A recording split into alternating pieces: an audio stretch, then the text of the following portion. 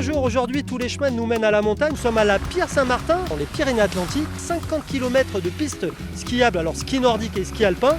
Nous allons passer la journée à découvrir cette station. C'est parti!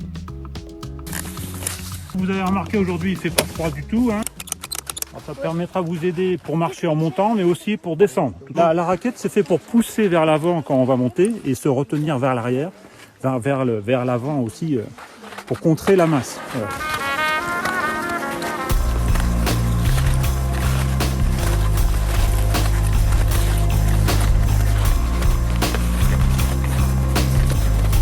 C'est très agréable la sensation de la neige, sentir glisser comme ça sur la neige. Et puis on a cette chance aussi que là le soleil se lève juste, donc c'est vrai que l'atmosphère, le paysage est vraiment très très joli.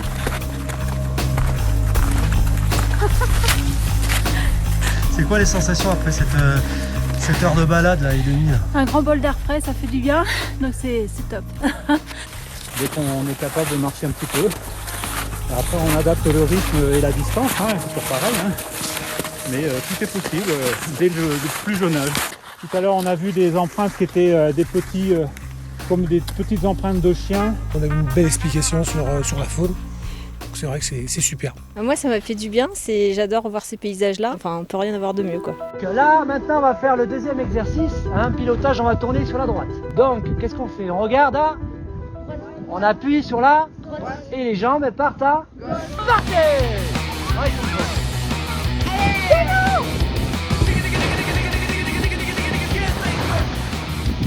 Et là on a une petite démonstration d'airboard. Alors... C'est classé dans les luges, donc effectivement, mais ça a la particularité d'être un engin qui nous permet de descendre mais de faire des courbes et des virages. Donc vous avez vu avec les enfants ça va très vite, c'est un apprentissage qui se fait très rapidement, on n'a pas besoin de savoir skier et on peut descendre de suite des pentes, vous voyez, qui sont des bleus qui correspondent dans les stations. Voilà à peu près. T'as pas trop d'appréhension à te lancer sur une piste comme ça? Si.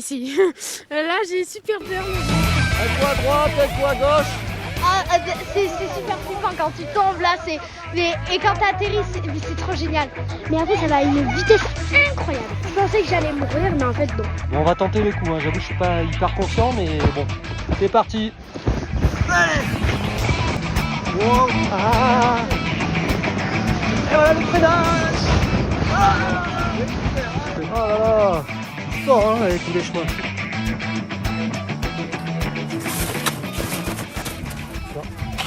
Il y a quelqu'un dedans, monsieur là? Oui.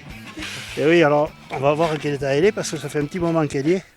Les ouvriers ont travaillé vite, mais quand même. Alors, est-ce que tu nous entends là? Oui. Pas trop froid? Non, enfin un petit peu quand même, pas trop, mais un peu quand même. Les igloos se montent assez vite, alors on les fait pas très grands parce qu'effectivement on n'y dort pas. Mais le but c'est que l'igloo soit terminé assez rapidement pour que les enfants puissent en profiter. Parce que c'est vraiment un public famille pour les gens qui ne skient pas. J'ai beaucoup de grands-parents avec des petits-enfants. Ce qui est important, c'est que dès qu'on commence à monter, on biseaute à 45 degrés les blocs pour pouvoir donner l'inclinaison. Parce que si on ne fait pas ça, on a tendance à faire monter un igloo comme ça, puis ensuite on n'arrive pas à le fermer. Et à la fin, il n'y a pas le crépi à faire quoi. Et elle n'a pas le crépi, pas de taxe d'habitation. Il faut vraiment le poser tout doux, avec délicatesse. On incline aussi un peu le bloc, et puis au bout d'un moment, on arrive au sommet quoi. Amélie, viens! Allez, viens, les bacs pour papy. Alors madame, vous êtes conducteur de travaux là ou... Ah oui, de toute la famille là, conducteur de travaux fini. Bah voilà, merci de nous avoir suivis sur ce nouveau Tous les chemins. Moi je pense que je vais passer la nuit ici parce qu'on n'est pas si mal dans ces igloos. Au revoir.